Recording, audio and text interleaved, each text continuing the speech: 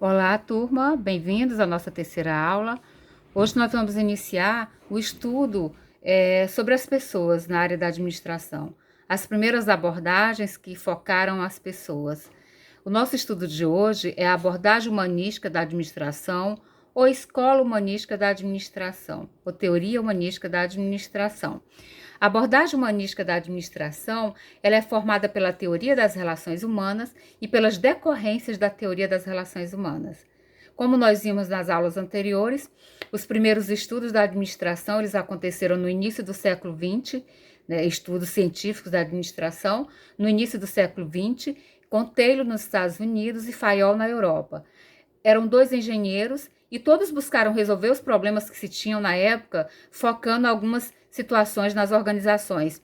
Taylor, ele fez um estudo a partir da tarefa do operário, então ele buscou o aumento da produtividade, a eficiência organizacional e a resolução de alguns problemas que se tinham no início do século XX nas organizações, partindo do estudo da tarefa do operário. Então ele partiu do baixo para cima e assim ele conseguiu resolver, né, todos os problemas que existiam naquela época, atender às necessidades das organizações. E Fayol, na Europa, ele fez um estudo buscando também o aumento da produtividade e resolver algumas situações organizacionais, mas Fayol, outro engenheiro de Minas, ele partiu da questão da estrutura organizacional, os departamentos, áreas das organizações e as suas gerências. Então, foram os primeiros estudos científicos na área da administração, como nós vimos na aula anterior, né?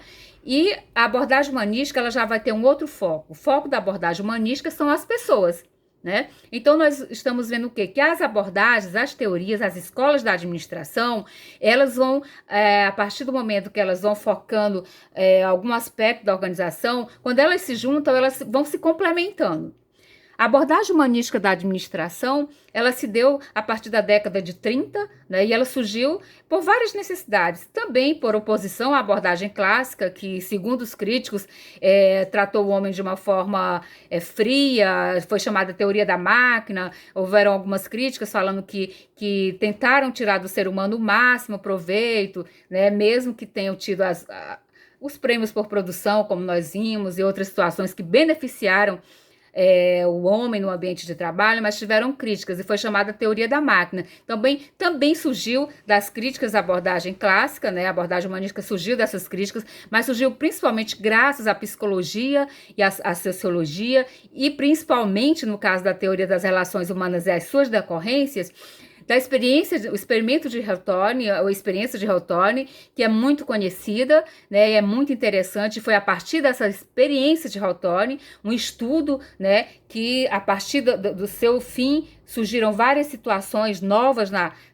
administração, no ambiente de trabalho. Então, graças a esse estudo, o homem, o ser humano se tornou o que tem de principal nas organizações. Todas as ações, todas as situações começaram a ser voltadas para o ser humano, né? O ser humano começou a ser o centro das organizações. E, na verdade, é isso. As organizações são formadas por pessoas, são as pessoas que pensam, que agem, que criam, elas que têm inteligência, não é isso? Então, as organizações são pessoas, né, unidas em busca de alcançar objetivos, utilizando alguns recursos. Então, o que tem de mais importante nas organizações são as pessoas, né? Então, a nossa abordagem humanística, como nós vimos, ela surgiu a partir da década de 30, a ênfase nas pessoas, né? E elas verificaram, principalmente com a experiência de Hawthorne, que não é somente o incentivo econômico, não são somente os fatores econômicos, financeiros, que motivam o ser humano no ambiente de trabalho. Existem outros motivos, né, que fazem com que o homem, o ser humano, ele consiga ser eficiente, ele consiga estar motivado, ele consiga realmente ser produtivo. Então, a teoria das relações humanas, ela foi a primeira a conseguir tirar alguns aspectos, né, das organizações focando no ser humano. Tá? Nós já vimos aqui, né, o surgimento dela nos Estados Unidos na década de 1930, né, graças às críticas à abordagem clássica, à psicologia, à sociologia, né, começaram alguns estudos voltados para o ser humano no ambiente de trabalho. Tá? Eu vou fazer um breve resumo da experiência de Hawthorne. Quem assistiu a aula online, né, já viu, né? Quem não assistiu a aula online tem os slides, tem o material, tem a apostila e tem os livros, né? Dá para você se aprofundar mais um pouco. Aqui eu vou fazer um breve resumo de como se deu o experimento de Hawthorne ou a experiência de Hawthorne. É o seguinte, Hawthorne é um bairro situado em Chicago, nos Estados Unidos, tá? E nesse bairro tinha uma fábrica, a Western Electric Company, né? Que ela tinha uma visão mais humana acerca do trabalhador, coisa que na época não era muito comum. Tá? Então, os donos da empresa, eles já tinham chamado um grupo para fazer alguns estudos, né? E os estudos pararam e eles tentaram continuar, porque eles queriam verificar alguns fatores, o que influenciava, né, a questão do comportamento humano, e eles chamaram o Dr. Elton Mayo e a sua equipe, né, seus colaboradores, para continuar esse estudo, e esse estudo focava principalmente, né, saber se a intensidade da luz, da iluminação, ela afetava a produtividade, né? Ela afetava o trabalho dos operadores dos trabalhadores e a sua produtividade. Então, o foco do estudo era esse, né? Observar se os fatores externos, nesse caso foi usado a luz, né, a iluminação, afetavam a produtividade dos trabalhadores. Então, como se deu essa experiência, caríssimos? A experiência foi o seguinte, foram divididos 2 grupos experimentais.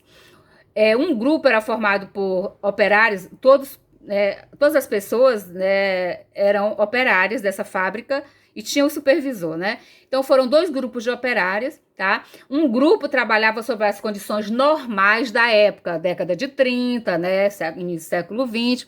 Quais eram as condições normais na época nas organizações? Era um ambiente normal onde as pessoas não se comunicavam, tinha um supervisor que também não se comunicava só quando era extremamente necessário, e as pessoas, né, e as operárias trabalhando sob a condição normal da iluminação, ou seja, a iluminação não variava. Então, esse grupo de operárias trabalhava nas condições normais, e o outro grupo, né, era um grupo de operárias que trabalhavam o quê? Elas podiam conversar entre elas, podiam conversar com o supervisor e a intensidade da luz variava. Então, um grupo trabalhando sob as condições normais e o outro grupo sob condições diferentes da época, ou seja, podiam conversar entre elas com o supervisor e a luz variava de intensidade. Então, olha só, se você está trabalhando em um ambiente onde a intensidade da luz ela varia, ou seja, ela diminui, ela aumenta, ela apaga, ela acende, ela diminui.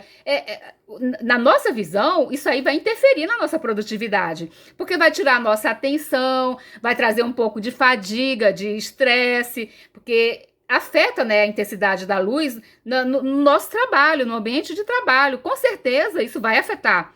A mesma coisa seria na sala de aula. Tá, você está aqui estudando e a intensidade da luz variando. Claro que vai tirar a sua atenção, vai começar a irritar um pouquinho, né? Afeta tanto a parte psicológica como física, né? Porém, gente, o que aconteceu nesse grupo experimental? Esse grupo que trabalhava sob as condições diferentes da época. A intensidade da luz variando, elas podendo conversar entre elas o supervisor.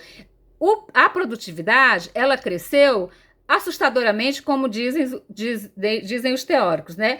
A produtividade aumentou tanto que eles falavam, tem alguma coisa que nós temos que descobrir, que nós não estamos sabendo, nós não estamos conseguindo detectar como um grupo trabalha. Com a iluminação variando o tempo todo, a produtividade cresce tanto, aumenta tanto, enquanto que o outro grupo normal, a produtividade também continuou normal. E eles continuaram os estudos, né? Essa experiência teve várias fases, tá? Que vocês podem encontrar na literatura, nos livros, na apostila, aqui é só um resumo, tá? Então, continuaram os estudos, tá?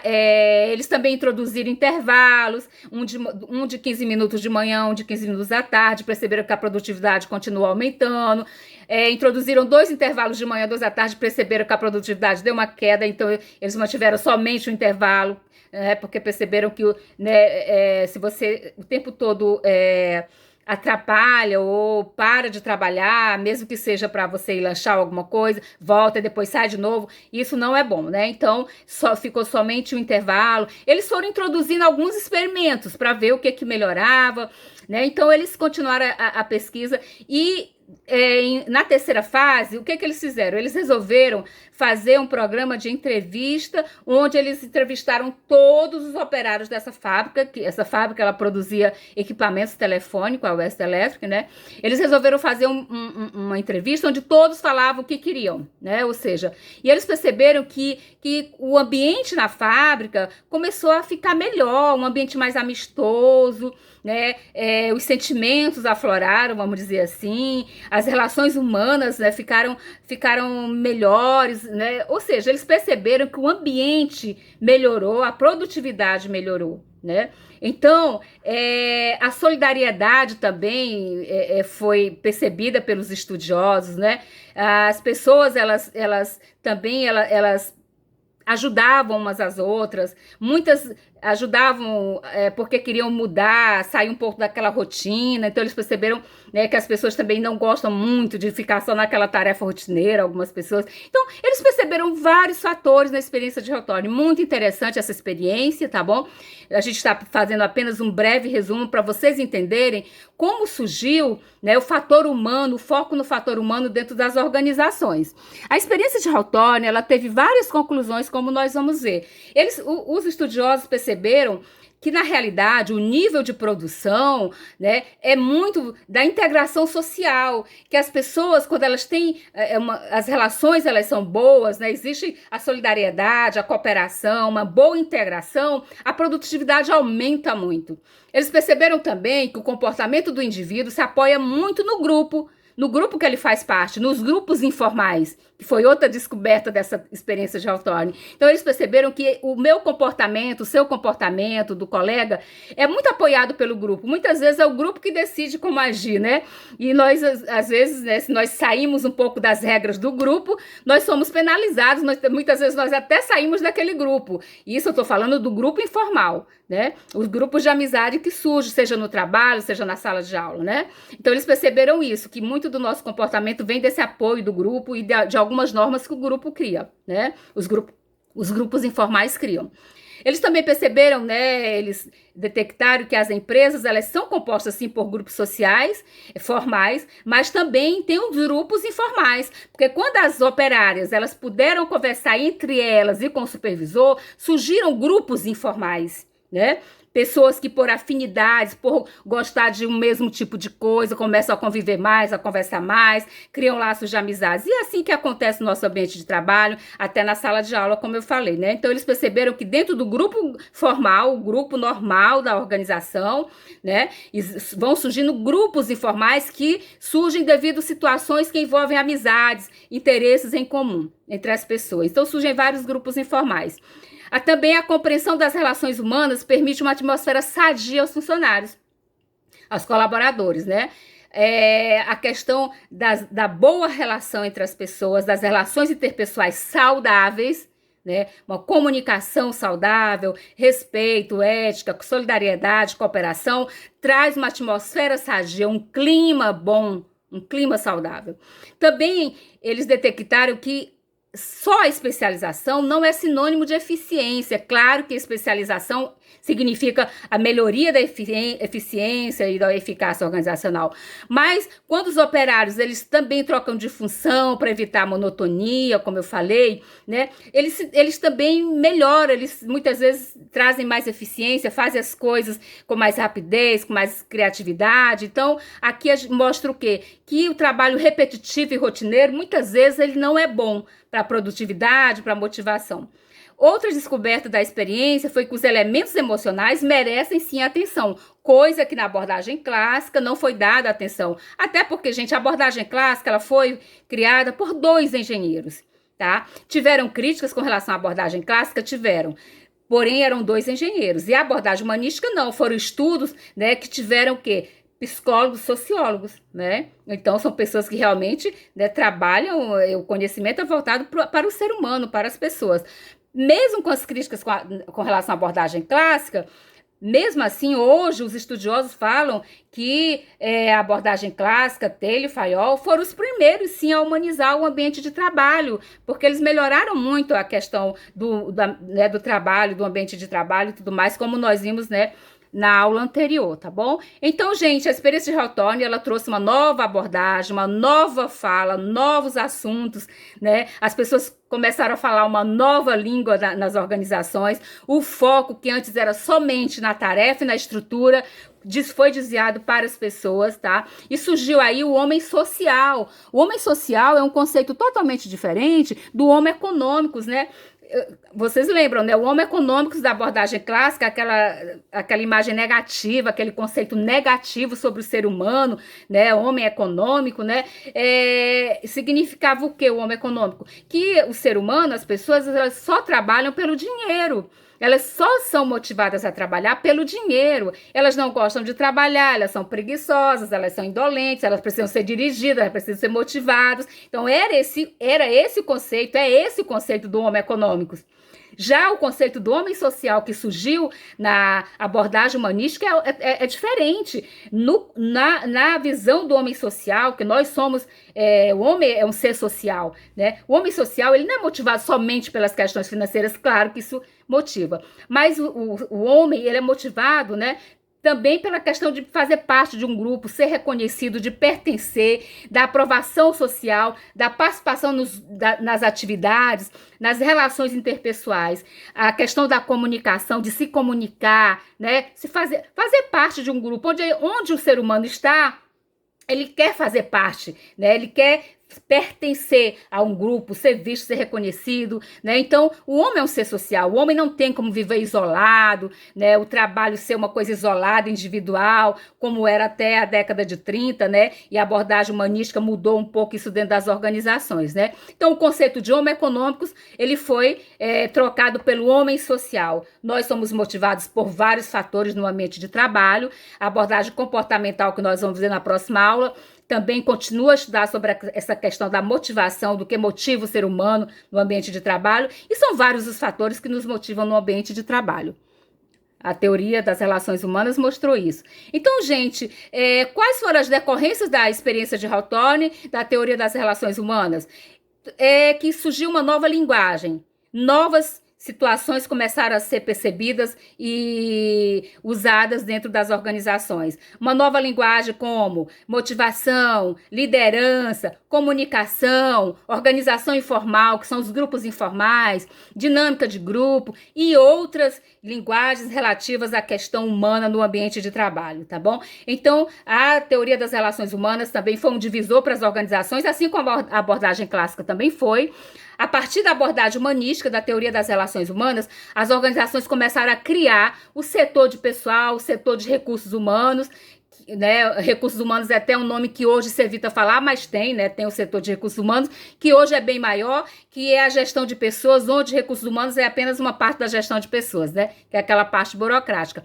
Mas evoluiu tanto essa questão da década de 30 até hoje, que hoje nós temos a área de gestão de pessoas, que é uma visão holística do ser humano, e vocês vão ter essa disciplina, né, no curso de vocês, tá bom? Então, gente, a partir de então, como decorrência do experimento de Hawthorne, surgiu essa nova linguagem, motivação, liderança, comunicação, né, dinâmica de grupo, tudo que é voltado para o comportamento humano e a motivação humana, tá? Então, a motivação começou a ser um dos temas mais falados. Poxa, o que é que motiva? Nós vimos que não são só os fatores econômicos, né? Que o ser humano não é motivado somente pelo dinheiro, pelas questões financeiras, que o ser humano também é motivado pelas relações interpessoais, né? Que o ser humano, ele gosta de cooperar, ele gosta de conversar, de se comunicar, ele gosta de fazer amizade no ambiente de trabalho. Então, né, surgiram novos aspectos dentro da organização, né? Então, a motivação é uma coisa muito importante,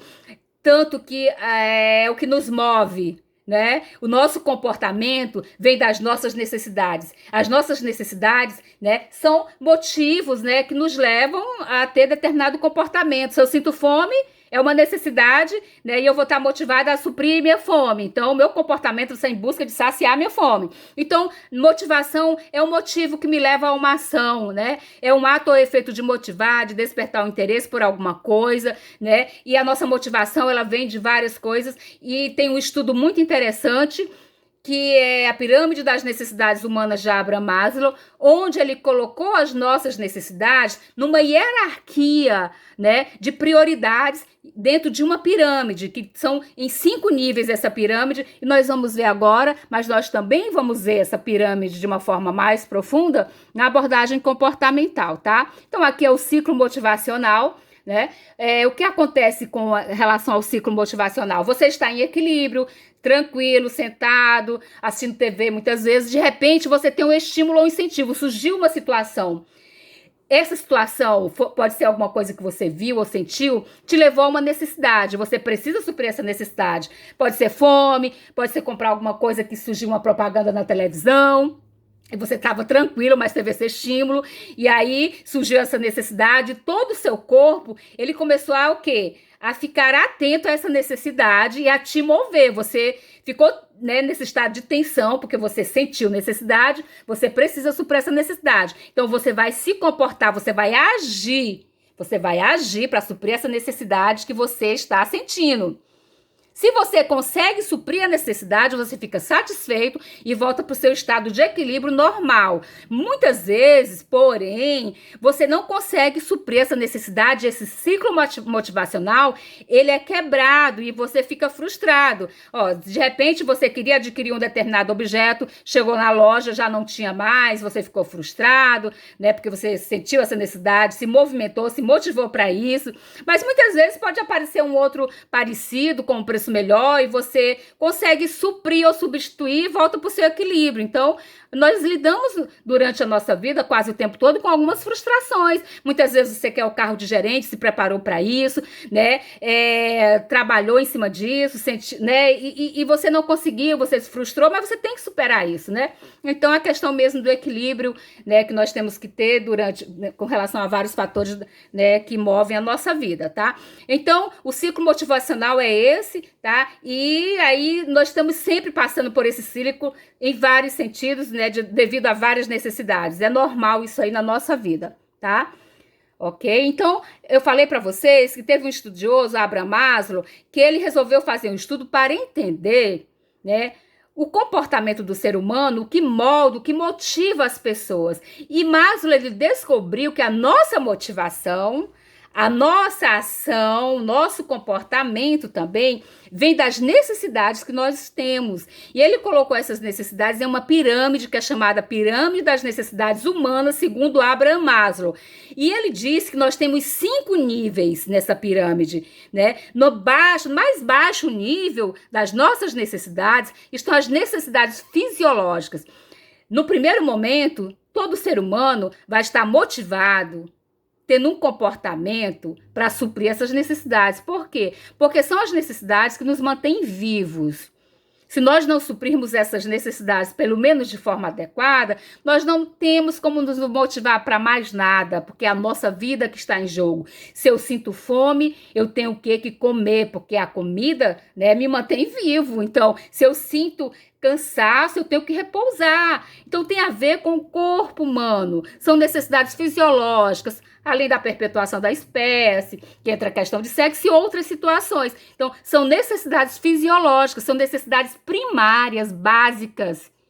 Sem suprir essas necessidades de forma pelo menos adequada ou razoável, eu não tenho como me motivar para mais nada. Meu comportamento vai ser só em busca de suprir essas necessidades. A minha motivação vai ser em busca disso. No segundo nível da pirâmide, nós temos as necessidades de segurança, que segundo Maslow, também são necessidades básicas, primárias, né? Porque tem a ver com a nossa segurança, com a nossa vida. Por exemplo, a nossa casa, o nosso salário, ou seja, a questão financeira que vai fazer com que a gente consiga comprar alimentos, a nossa roupa, né? Muita gente busca vários fatores, né, para que ele sinta segurança, uma poupança, né? Vou poupar dinheiro, né? Porque isso vai me dar segurança de repente acontecer alguma coisa, a empresa fechar, ficar desempregada, eu tenho um dinheiro, investir em alguma coisa para ter essa certa segurança, né? A estabilidade no emprego é um fator de segurança. Eu sei que eu tenho oportunidade, que eu tenho estabilidade, tenho oportunidade de crescimento, se me dá segurança, né? Então, é a segurança, né, relacionada a vários fatores. Nós vamos ver mais profundamente essa pirâmide na teoria comportamental e como as organizações elas têm que ter políticas para suprirem essas necessidades aí. No terceiro, essas duas necessidades são necessidades que têm a ver com a questão do nosso corpo mesmo, fisiológicas, né? Então, são básicas, né? São primárias, segundo Maslow. No terceiro nível já fica entre as questões básicas, primárias, mas também secundárias são as necessidades sociais. O homem é um ser social. Ele precisa fazer parte, né, de uma família, de um grupo, se comunicar, se relacionar, ser visto, ser reconhecido, tudo isso. O homem é um ser social. Então, essas necessidades sociais, elas são supridas com isso, com as boas relações que nós temos, com as relações interpessoais, com a nossa família, grupo de amizade, onde você frequenta, na escola, né? Tudo isso, as relações com os colegas, com os professores, no trabalho, né? A questão social, como nós estamos vendo na abordagem humanística, o homem é um ser social, ele é motivado também pelas questões sociais no trabalho. No quarto nível, vem as necessidades de estima, como você vê, como você se avalia, como o outro te vê, como o outro te avalia. Então, é muito importante essa questão da necessidade de estima, porque nós sabemos que isso aí pode até trazer problemas sérios para a nossa vida, até doenças se nós temos baixa autoestima. Né? Quando a pessoa tem baixa autoestima, isso pode prejudicar de forma muito grande a vida da pessoa, trazer algumas doenças sérias, né? Então, é questão mesmo do ego, né? Então, como eu posso suprir essas necessidades, né? Quando eu tenho alta autoestima, né? Quando eu sou elogiado, por exemplo, quando eu passo no concurso, como é que fica a minha estima lá em cima, né? Quando eu sou elogiado, quando eu subo em algum cargo dentro da organização, na verdade. Então, tem alguns fatores, né, que ajudam nessa questão das necessidades de estima. E no topo da pirâmide estão as necessidades de autorrealização, as necessidades pessoais, que já tem a ver quando você já está muito desenvolvido, com conhecimento, seu desenvolvimento pessoal, seu poder de decisão, vamos dar um exemplo, no ambiente de trabalho, a criatividade, né? Todas essas questões que envolvem já o seu crescimento pessoal, envolve tudo que você buscou ser durante a sua vida e que você conseguiu atingir, né? Então, nós vamos ver como as organizações têm políticas para suprir essas necessidades na abordagem comportamental na nossa próxima aula, tá bom? Mas também, gente, Maslow, ele diz o seguinte: nem sempre a gente consegue estar bem em todas essas necessidades. Muitas vezes nós estamos bem na necessidade fisiológica de segurança e social, mas não estamos bem na de estima. Às vezes a gente está com baixa autoestima, você está com alguns problemas sérios, né, por vários fatores. Ou então pode ser na social, você não se relaciona bem com os colegas no trabalho, ou seja, com a família, não se comunica, você, né, direito, tem alguns problemas de timidez, algumas situações que te levam a se reservar. Então, Maslow diz o seguinte: nem sempre a gente está bem em todas elas. Nós passamos nossa vida tentando estar bem, pelo menos de forma razoável, nessas necessidades. E como ele diz também, a maioria das pessoas no mundo tenta pelo menos suprir as necessidades fisiológicas e de segurança. Por quê? Muita gente passa fome, gente. Então, ela não consegue nem suprir direito as necessidades fisiológicas. Muita gente mora na rua, né? De segurança ela supre de uma forma adequada. Então, não significa que a gente está bem em todas, né? Você, às vezes, pode estar muito bem nessas duas básicas, mas ter algum problema nas outras, né? Nós vamos ver, né, na próxima abordagem um pouco mais sobre a pirâmide de Maslow, tá? E também porque é importante que todas as pessoas conheçam bem essa pirâmide, entendam bem, porque nós convivemos com pessoas, trabalhamos com pessoas diferentes da gente, com necessidades diferentes, com comportamentos diferentes, porque elas têm, né, necessidades diferentes e elas são motivadas de forma diferente, a motivação delas é diferente. A gente tem que ter essa capacidade de empatia, de entender para poder se relacionar melhor, né? Então, vamos conhecer um pouquinho mais na próxima aula, tá bom? Liderança, né? Nós vamos também estudar mais na próxima abordagem clássica, né? Habilidade, né? De saber lidar com pessoas, né? Seja individualmente ou em grupo, né? É muito importante essa questão da liderança dentro das organizações, porque a liderança ela influencia na motivação da equipe, no clima organizacional, nas políticas né, da organização, né? Também com relação à missão e valores da organização, o líder ele tem que ser realmente, né, essa pessoa que consegue equilibrar algumas situações dentro da organização. E a terceira função da administração, depois de planejar, organizar, vem o quê? Coordenar, dirigir ou liderar, né? Então, a liderança, ela pode ter a liderança formal, mas também tem outros tipos, né? São dentro dos grupos formais, surgem grupos informais e lideranças informais também, né? Nós vamos também nos aprofundar na próxima aula, tá bom? A comunicação, que é muito importante, né?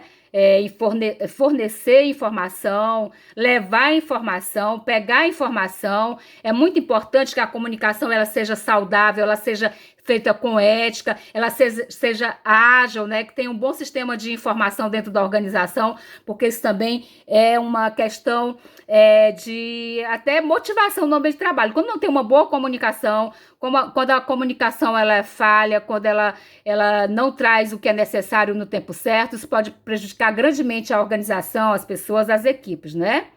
Então, a gente vai falar mais sobre comunicação.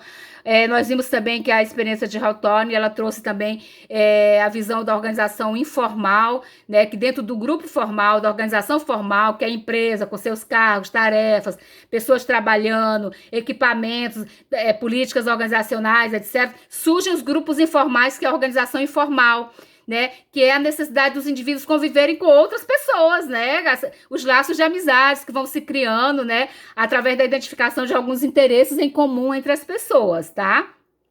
E a dinâmica de grupo também foi outra situação que surgiu, né? Essa dinâmica de grupo, ela se dá muitas vezes através de práticas, né, proporcionadas por profissionais dentro das organizações para tentar detectar e resolver alguns problemas, né? Tem a ver com a soma do interesse dos indivíduos, que pode ser ativada por meio de estímulos e motivações. E surgem algumas técnicas de dinâmica de grupo. Por exemplo, está tendo problema de comunicação, existem muitas dinâmicas que ajudam na melhoria da comunicação, seja no setor, seja da organização como um todo, né? É problema de liderança, é problema de trabalho em equipe. Então, as dinâmicas, elas trazem o quê? Elas detectam situações e elas buscam soluções, né? Elas tentam resolver algumas situações e, de preferência, que elas sejam feitas por profissionais que saibam lidar com o comportamento humano, né? A abordagem psicológica trata da questão dos seres humanos, das suas ações, reações, interações dentro da organização, né? Então, a teoria das relações humanas, ela abriu novos horizontes dentro das teorias da administração, né? Elas viu que o sucesso da organização depende diretamente das pessoas, né? E que o papel do administrador é saber o quê? Se comunicar, liderar, motivar, conduzir, orientar, ensinar, aprender e outras situações dentro da organização. Como todas as teorias, todos os estudos tiveram algumas críticas também, né? Que tem uma visão um pouco, vamos dizer, inadequada e romântica, né? Porque na década de 30 para 40, as organizações deixaram um pouco de lado a questão da tarefa, da estrutura, as questões realmente racionais e focaram muito nessa questão das relações humanas, da questão humana, claro, extremamente importante, porém a gente não pode ter essa visão ingênua e romântica, por exemplo, de que a nossa casa é a extensão do nosso lar. A empresa, ela dá o melhor dela, mas ela quer o nosso melhor, então é uma troca racional. Então existem algumas críticas, né, por essa questão de que teve uma visão meio que inadequada e até romântica, e também de que tiveram algumas limitações, precisava de mais testes, mas todas as críticas, as teorias também tiveram críticas parecidas, tá bom? Mas a teoria das relações humanas, ela foi continuada com a teoria comportamental, que nós vamos ver na próxima aula, tá? Aqui são as críticas, então, gente, bom estudo. Tem algumas frases, né, de alguns dos autores que a gente falou hoje, da abordagem humanística, de Abraham Maslow, de Elton Maio, dei uma lida, né? Aqui Maio disse que um trabalhador feliz é um trabalhador produtivo, ou seja, se a organização ela tem políticas que supram as necessidades, como nós vimos lá na pirâmide, do trabalhador, do colaborador, né? Tem boas políticas na área de gestão de pessoas, um ambiente saudável, uma cultura boa e tudo mais, com certeza vai ter um trabalhador mais feliz, produtivo e motivado, né? Então, uma boa aula, um bom estudo para vocês. Até a próxima aula.